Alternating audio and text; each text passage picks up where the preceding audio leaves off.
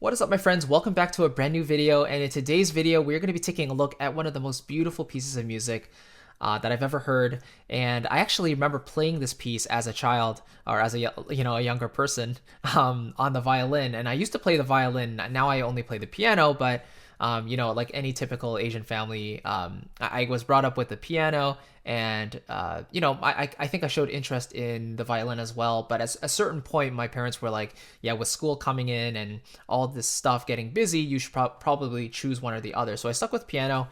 And this was one of the pieces I played. I had a wonderful, wonderful teacher, and I just remember this being, one of the most beautiful pieces ever. So Salut D'Amour, which means love's greeting in English. Salut d'Amour is a French title there, and it's composed by Edward Elgar. He also composed the graduation theme. So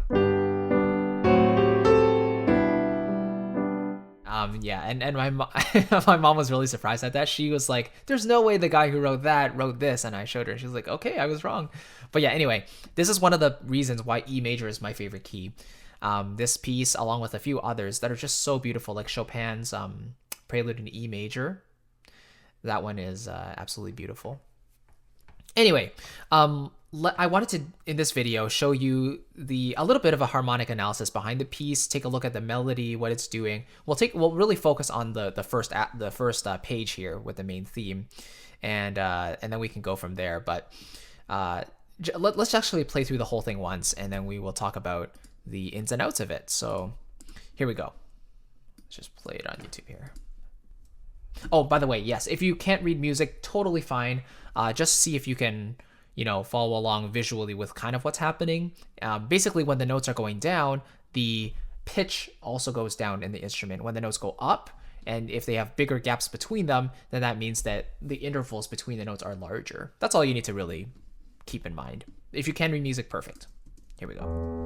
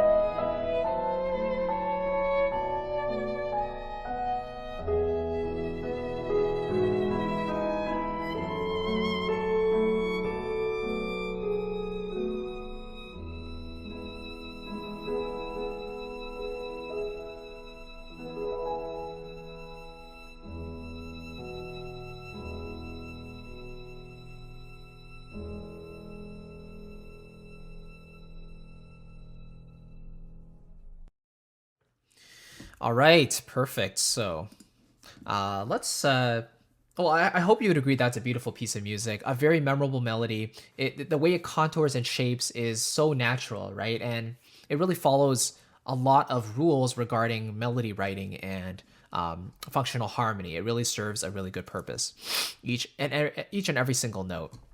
And I think the beauty in it also lies in its simplicity because this is written for piano and violin, right? And when you only have two instruments, you really can do a lot with them already. I mean, just think about the piano itself. It can create huge landscapes of sound that that can just pull you in and take you in on a journey. So when you have another instrument and a lyrical one at that, like the violin, which has a very expressive, very beautiful, romantic, vibrato heavy type of quality to it, it just takes it to the next level.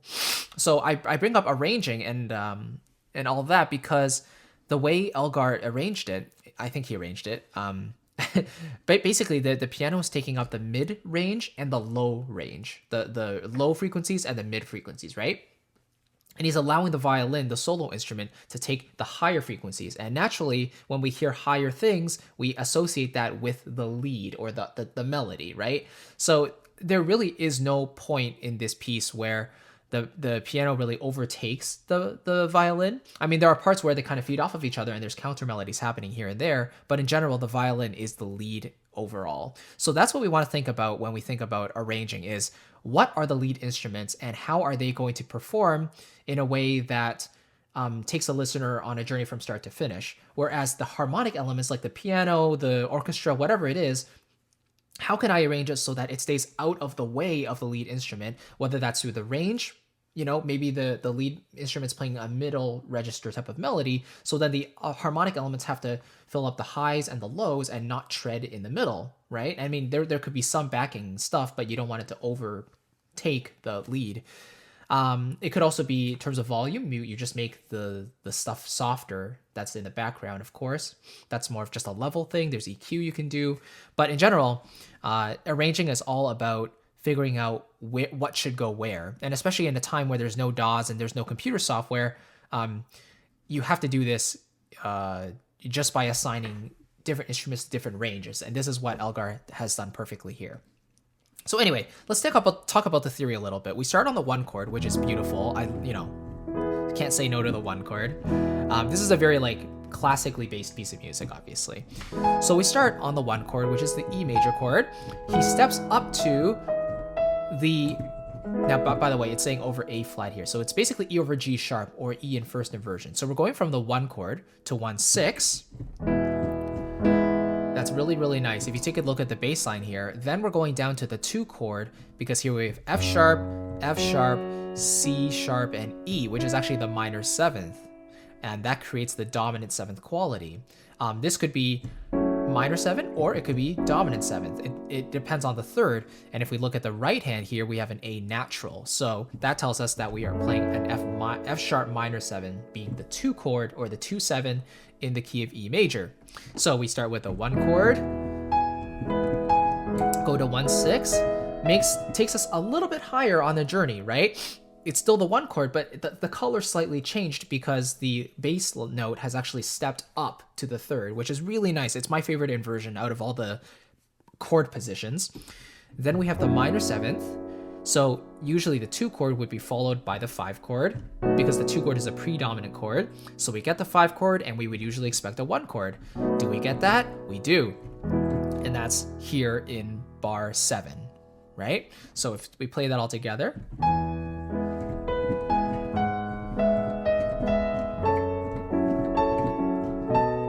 This is the 5 chord or 5/7. Then we're back to 1. Now here, okay, what the heck is happening here, right? So first of all, we're on the 1 chord, but obviously the piece isn't finished yet here. So what Elgar does is he decides to go to a G sharp major chord.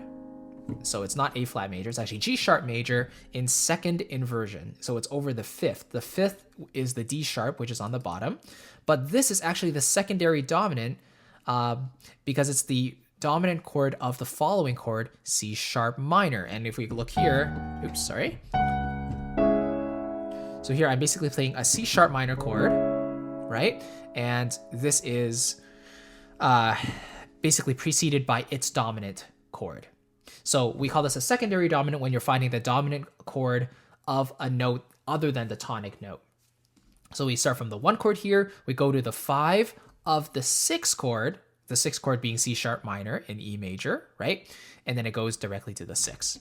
So it's 1, then 5 of 6 going to the 6th chord. So it's basically it's like a deceptive cadence in a way, kind of going from 5 to 6, which is nice. Here we have another secondary dominant because here we have an A sharp, which is the leading tone of B major. So basically we have a B major chord over here, which is the 5 chord in E, right? But it's preceded by its dominant 7th or F sharp 7. So that introduces the A sharp over here and it leads it really, really nicely. Another word for secondary dominant is applied dominant. So anyway, we're basically doing an F sharp 7 sus 4 because we have this E natural, right? And then it resolves down a half step. From the B, it goes to an A sharp. And that makes it an F sharp 7, which resolves to B7, because then here we have an A natural right there in the right hand. And then the melody goes from F sharp, it goes to a passing tone to G natural or F double sharp, and then back to the 1 chord. I'm sorry, the 1 chord there. So we're going from the 5 chord, make it a B7, but also make the melody go up a half step. So without the G, it would be a B7, but with it, it doesn't really change the chord itself. I mean, the chord app is telling us it's a G major 9 sharp 5, but it's actually just a passing tone. Then it goes back to the 1 chord. Same idea here, 1 6 or first inversion. And then we go to the 4 chord, which is really nice. And then we get this descending motion again, very similar to what we had here at the end of the first line. Like we had this, right? So here in bar 13, we get this,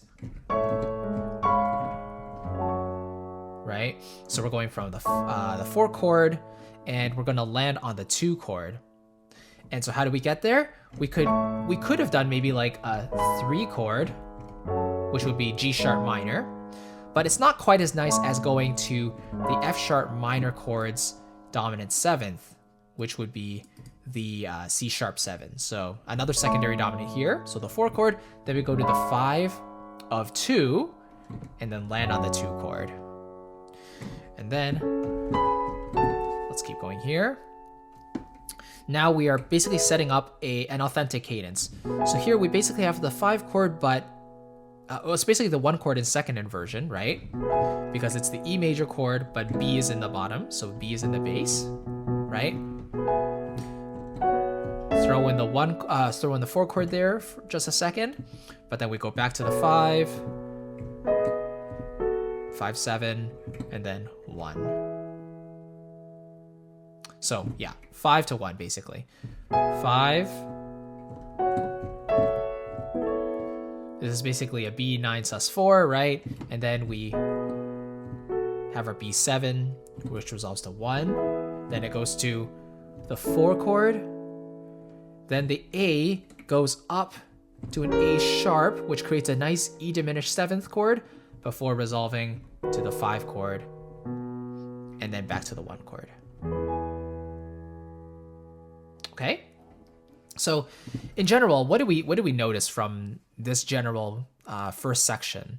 Well, it starts in the 1 chord. It's very 1 based, right? We have the E here on the bottom. It goes up to G sharp, which is the first inversion. That's really beautiful. It goes down to the 2 chord, basically a 2 7, and it goes to the 5 chord. So 1 2 5 to 1. So very classical progression. Goes to the secondary dominant of the 6 chord. So from 1 goes to 5 of 6 to 6, which goes to the basically it's like 2 but sus 4. So it's basically F sharp 7 but sus 4, and this turns into the 5 of the 5 chord, which is the F sharp 7 resolving to the B chord. So here's your second secondary dominant.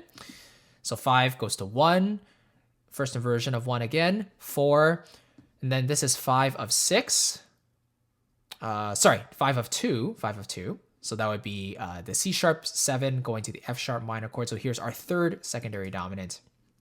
And then basically here is a classic just 5 to 1. So it's like 1 6 4, and you could also call it 5 6 4 depending on how you learned it classically. But basically 1 6 4 going to 5 7 back to 1. So very, very classical. It starts in 1, it ends on 1, and so you get this really comfortable, beautiful sounding melody and harmony that just wraps all together in a nice little bow.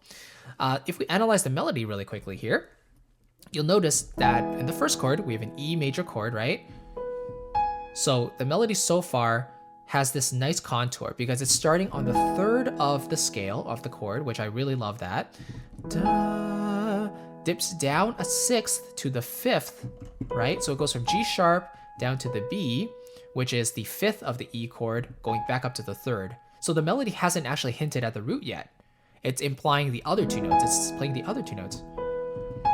And then here we go down by step to F sharp, which is the appoggiatura. It basically is a non-chord note in E major, which resolves down to the chord tone, which is the root now. So now we have the root of the melody. We dip down to the leading tone, which is the D sharp. That's the seventh note of the scale before going back up a step to the tonic. So here we call this a neighbor tone because this note is basically a neighbor to the original chord tone, which is the E major chord over here. So this D sharp is a non-chord tone. It doesn't belong to the E major chord, right? So then we call that a non-chord tone. And in this case, because it comes down and then back up to the original chord tone, we call that a neighbor tone. Okay, and then the next chord here, the A is the third again of the chord, in this case the F sharp minor chord, and it becomes the minor seventh of the B7 chord. So when you have a melody note that can actually sustain and act as a common tone between different chords, that's always a really beautiful device to use because it, like no matter what the harmony is doing, the melody is going to fit anyway because it's a note in both chords, right? And then the response to this first question in a way. So if we play this melody, it's like asking a question, right? Because A is actually one of the unstable chord tones in E major. So how do we get this answer? Well, we go back to the third of the one chord, which is G sharp. So we start off the same way as the beginning, but here we dip down and accentuate the alter note, right? Or the new note in the scale, which is now the B sharp, because that's part of the secondary dominant. Go back up to the G sharp. Same type of idea here as in the second bar of this melody, right? Instead of here jumping up to A like we did here in the first line, we just step up one note to F sharp. And again, it connects the F sharp 7 and the 5 chord. Now we have this nice little F double sharp, which gives us a moment of dissonance, a moment of tension, and it just passes between these two chord tones. So that's why it's called a passing tone, because it's passing through. And then the same da da da da da da da. So we've heard this da da da da da da da basically 3 times already. So it gives the listener something to latch onto and remember. Then here we, instead of going up a fourth to A or up a second to F sharp, he takes us even further to up a sixth, up a major sixth, and he actually goes to a C sharp, which is really, really passionate, right? The bigger the interval, the bigger the passionate sound is going to be, and the more emotion is going to happen. So he hits this high C sharp before resolving down and landing eventually back on the tonic. And so you'll notice in terms of dynamics, he's actually crescendoing up to that high C sharp, and he's putting in a tenuto here, which really means to stress the note. So da da da da da da. Steps down, da da da, very lyrical, da da do do do. And I love here how he steps down to the tonic, G sharp, F sharp, E, which is the tonic. He goes down to the submediate, the 6th note, then goes up by step, then up by step one more time to go back to the tonic. And this really checks off the different boxes of a memorable melody. First of all, he keeps it simple because he takes one idea and he repeats it multiple times. Do do do do do do do. We get this again here. Do do do do do do do. Here we get it again a third time. Do do do do do do do. Right? And then finally the last time to finish off the phrase, it doesn't do that anymore. But at least these 3 times gives our brain a chance to categorize the melody into 3 different sections already. So the way he ends the phrase is slightly different each time, which is really nice. It gives us some variety, right? Secondly, he intersperses chord tones with non-chord tones quite frequently, and that makes a melody really, really smooth, right? Because if you're going by steps, then you are going to hit non-chord tones inevitably, right? Because chord tones are separated by thirds. So if you add in a non-chord tone in the middle between those, then it's going to contrast with the chord slightly, right? So he does that quite frequently. And then, he has smaller intervals and larger intervals. So he has steps, but he also has skips, leaps. Here he starts with a sixth, which is very passionate already. Here in bar 6, he goes from A down to a B. A, B, that's a minor seventh right there, right? So he starts off with this nice major 6th interval, which is a very colorful interval. Step, resolve, and then start doing that major 6th again. Minor 6th here, step, step, step, and then going up a minor 2nd, and then back up. So from F sharp to G is a minor 2nd, G to G sharp is another minor 2nd. Minor 2nd is a very strong interval. So anyway, that's a little bit of a look into the melody and the harmony of Salut D'Amour, at least for the little first section. Just overall takeaways is that the 1 chord is very much in play here to start and finish the section. So that makes us feel like we're starting at home and we're ending at home. Number 2, the use of inversions here to elevate the root position chord to take it to another level, right? So he starts in root position here for the 1 chord, but then takes it to first inversion. So the chord stays the same, but the feeling of the chord is a bit different. Then he does a classic 2-5-1 progression here, goes with a secondary dominant to go to the 6th to treat it more like a deceptive cadence, and then basically sets up this 2-5-1 again in E major, but replaces the 2 with its secondary dominant of 5. Another secondary dominant here afterwards, basically 5 of 2 this time, and then sets up one more 5-1 to actually finish it. Also, you'll notice how the entire thing is split up very, very evenly. So we have the first 4 bars, do do do do do do do do do do, right? That's the first 4 bars, and that's the end of like the first phrase. The first question has been finished. Then the answer is do do do do do do do do do do, right? That's the second phrase. That's another 4 bars. Then next 4 bars, do do do do do do do do do do do, and then finally the last 4 bars, do do do do do do, and so we have a 16-bar phrase. You can consider this an extended period or whatever you want, but that's the basic idea. One of the reasons I love this piece so much is because it just sounds so good. It sounds so resolved. It has passion in it. It has these non-diatonic chords that really spice it up. So music like this, along with Disney music like Alan Menken and some video game music, it incorporates these non-diatonic chords that just spices the whole thing up and still makes it sound classical in a way, right? Because just because it's not belonging to the major or minor scale doesn't mean it doesn't add unique colors to it that doesn't sound good. So anyway, that's just personally one of the reasons I love this piece so much. And this middle part, it actually goes up to G major, which is really cool. But anyway, it's actually down here. See, the key signature changes to G major. So the color has changed completely. We've started in 4 sharps, and then we've moved to the key with 1 sharp, which takes us it elevates it just a little bit, right? It makes it feel a little more open, whereas before it was a little more colorful, a little more bright. But G major feels just slightly more innocent in a way, and that's kind of how I personally feel G major expresses itself most of the time. But then finally we go back to the A section at the very end. So yeah, this piece is basically an ABA, which is another reason why it feels so good.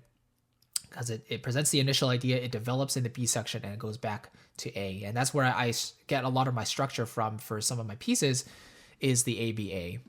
And that's what makes it feel comfortable.